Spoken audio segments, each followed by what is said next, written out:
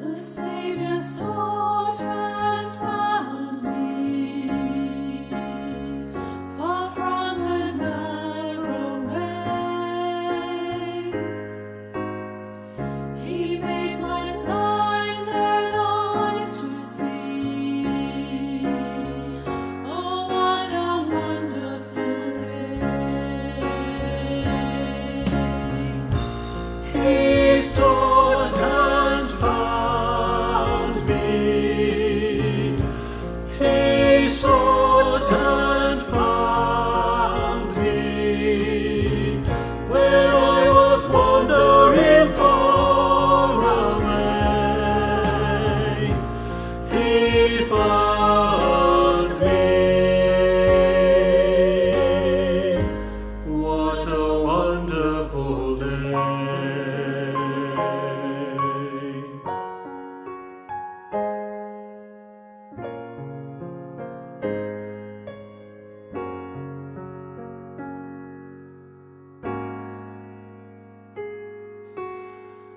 He lifted sin's great burden. He saw my deep dismay, and graciously He pardoned me. Oh, what a wonderful day! He sought and found me. He sought and found me, when I was wandering far away. He found me. What a wonderful day!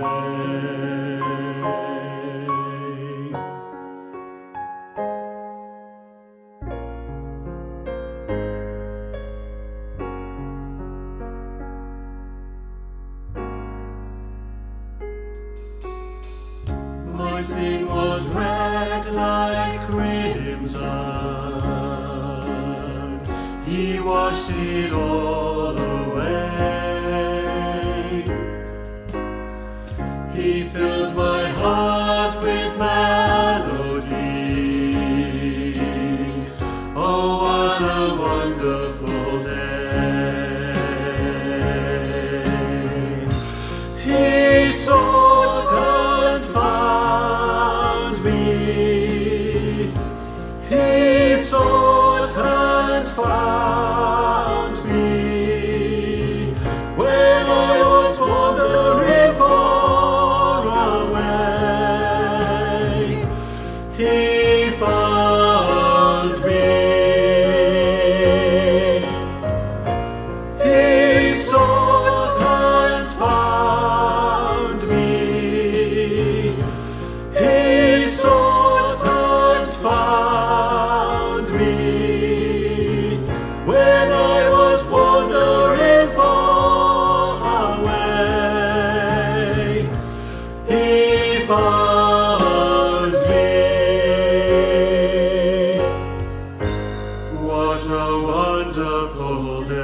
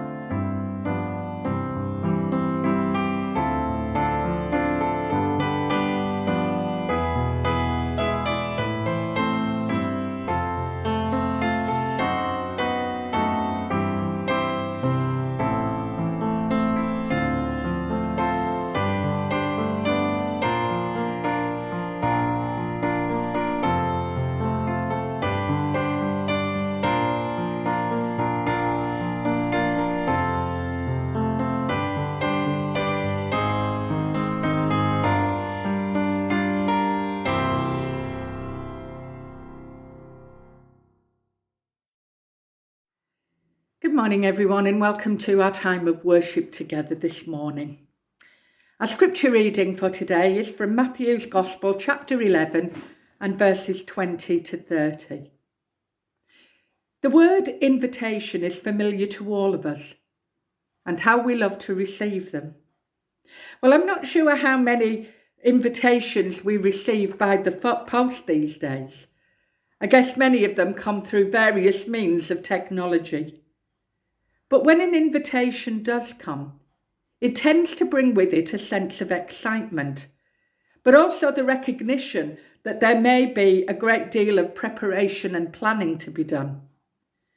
I guess most of us would be willing to accept the invitation. But we're challenged this morning to think about the invitation that Jesus gives. Are we so keen to accept that one?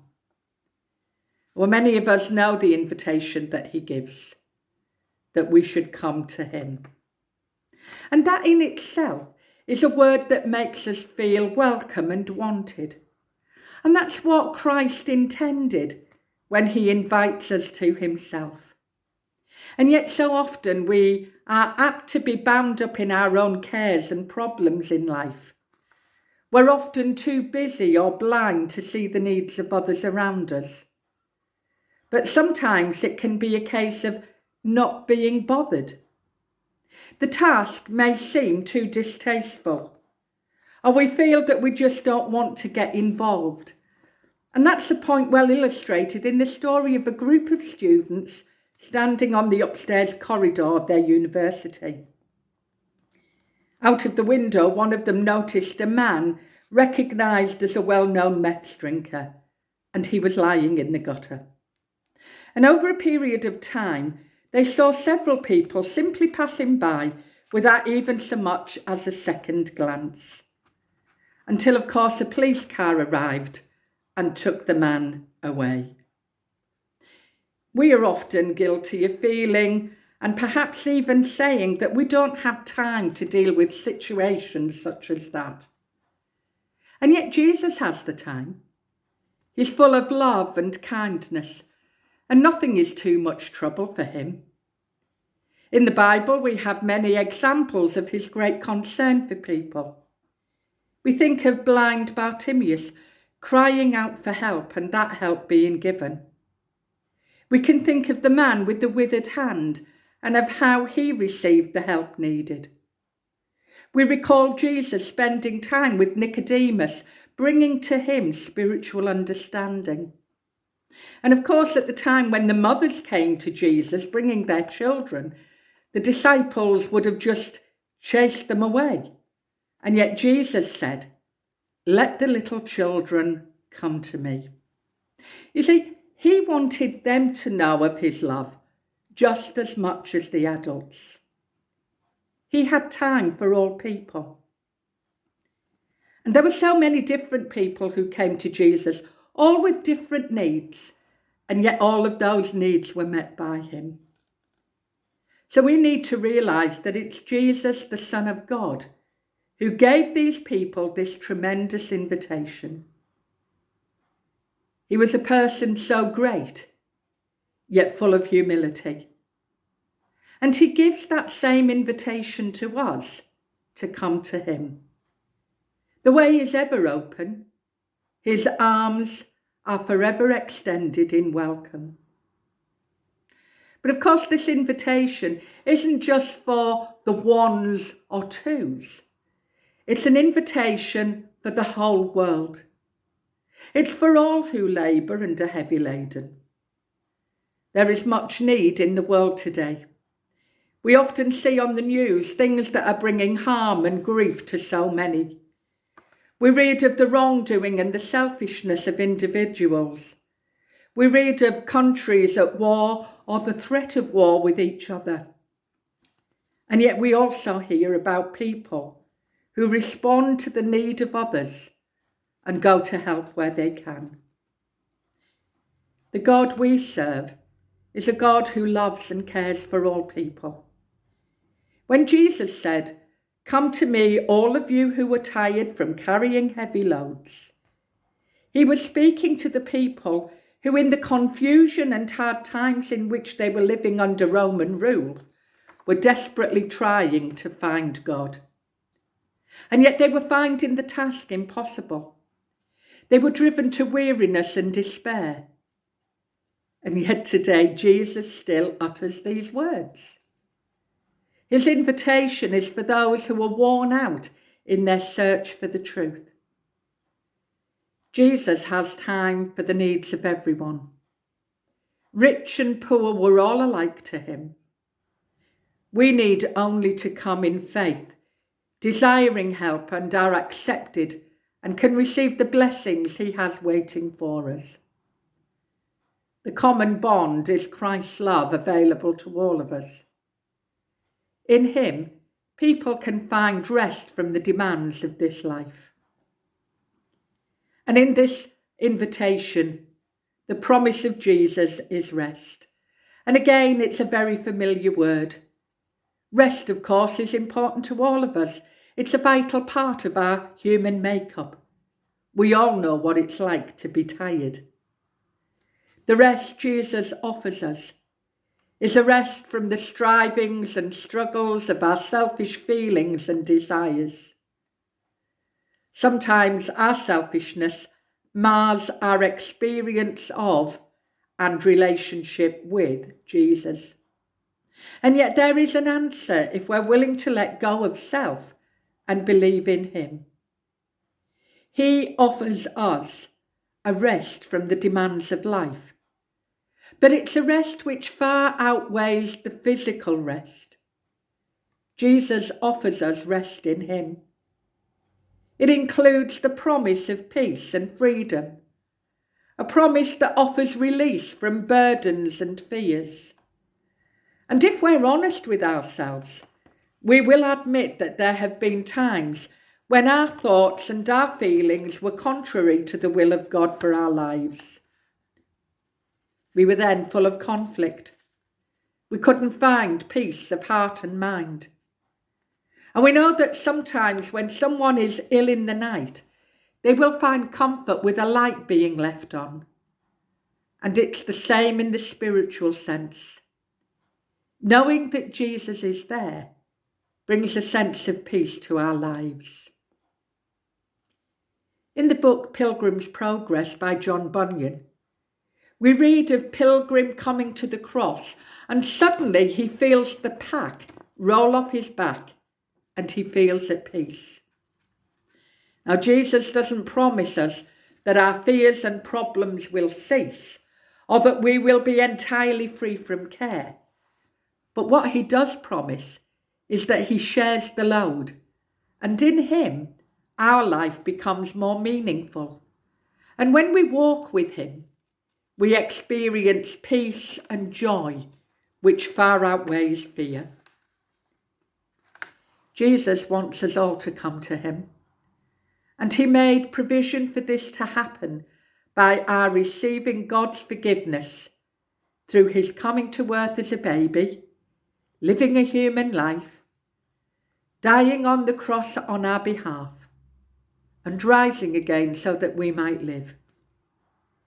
We need to come to the foot of the cross, leaving our sorrows and our burdens there. There are words in a song that say this: there are seekers in an endless search for pleasure who experiment to try and find a way to distract their minds from thoughts they find oppressive and to live at super level every day. They reject the way the Son of God discovered, bringing love to every contact of his life, finding deep within his being God's unfolding of the peace which overcomes all earthly strife. There's a call to care for others and to bring them to the lasting source of strength which never fails. We have found a faith that's real, that can for others feel.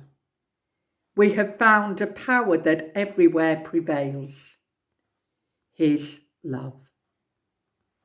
Jesus says to all of us, come. And that's an invitation that we all need to accept, and I pray that we have. accepted. May God bless you.